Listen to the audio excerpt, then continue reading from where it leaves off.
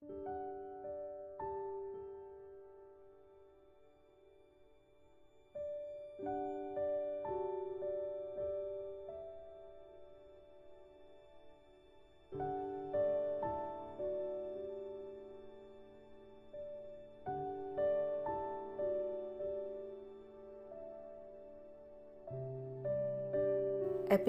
108, Karma. Pagi-pagi buta, Jaka bergerak dalam senyap. Meskipun harus menahan sakitnya luka tembak di kakinya, dia tetap ingin membalas semua yang telah dialaminya pada Lucy. Namun karena hatinya tertutup oleh emosi, Jaka sama sekali tak memperhatikan langkahnya tengah diikuti oleh dua orang pria. Salah satunya adalah Harlan, sedang pria yang satu lagi tak diketahui siapa. Saat Jaka berdiri di samping halte yang masih sepi, pria itu menghampiri Jaka dan menusuk perut Jaka 2 kali menggunakan pisau yang dia bawa tanpa ampun. Jaka jatuh tersungkur.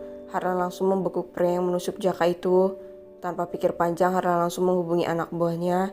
Tak butuh waktu lama, sebuah mobil minivan berwarna hitam berhenti di halte itu.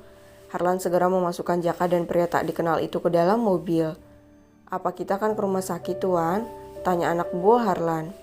"Ya, kita bawa bajingan ini ke rumah sakit dulu," jawab Harlan singkat. Mobil segera melaju menuju rumah sakit. Harlan bisa melihat napas Jaka mulai putus-putus. Dia berharap jika laki-laki itu mati saja sehingga beban pekerjaannya berkurang.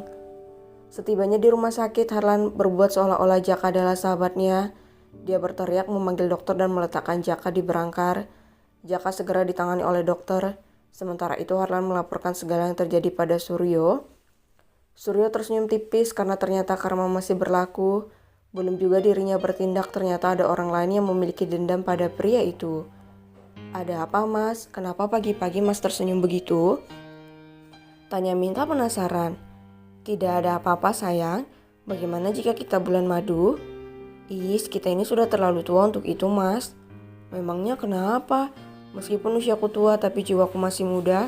Ini puber keduaku, sayang," ujar Suryo seraya mencium Mita.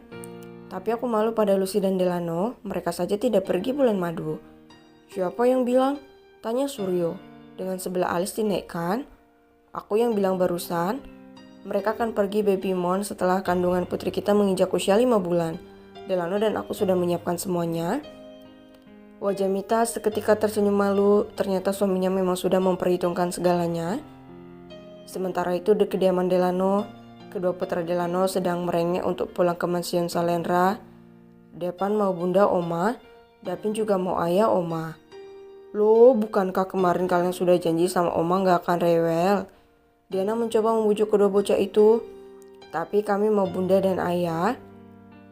Lucy dan Delano yang baru tiba di mansion itu langsung bergegas mencari keberadaan kedua putranya begitu mendengar suara jeritan Depan.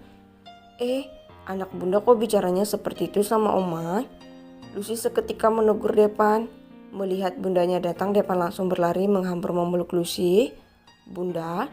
Dapin pun tak mau kalah, dia turun dari gendongan omanya dan menghampiri Lucy. "Bunda, Dapin kangen."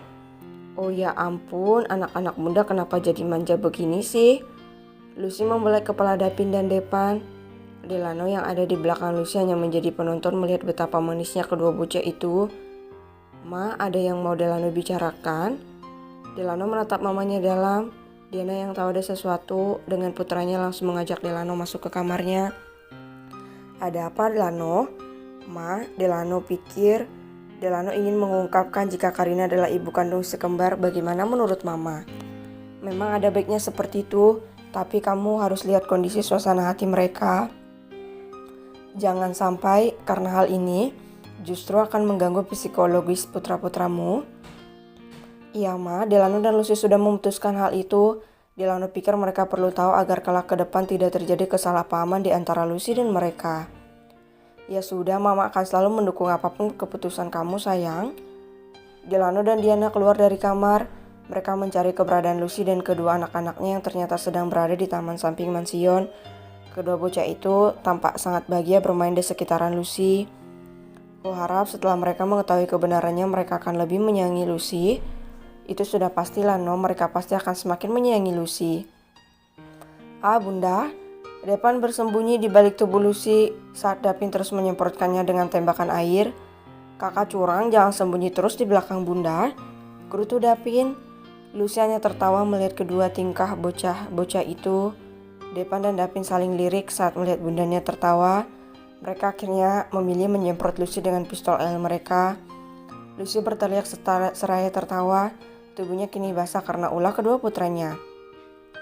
Lucy mengambil selang air lalu menyemprotkannya pada Depan dan Dapin. Kedua bocah itu berlari dan menghindar. Mereka bersembunyi di balik tubuh Delano. Akhirnya mau tak mau Delano yang menjadi sasaran Lucy. Padahal dia sudah bersiap akan berangkat ke kantor. Jadilah mereka bermain saling serang memakai selang air.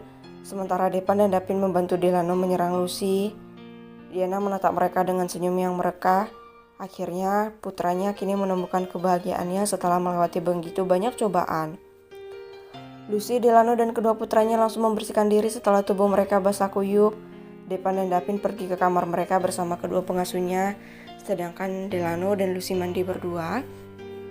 "Sayang, jika seperti ini terus aku benar-benar tersiksa. Dokter kan hanya meminta Mas berhati-hati, bukannya tidak boleh melakukannya," kata Lucy. Tubuh mereka merapat tanpa jarak.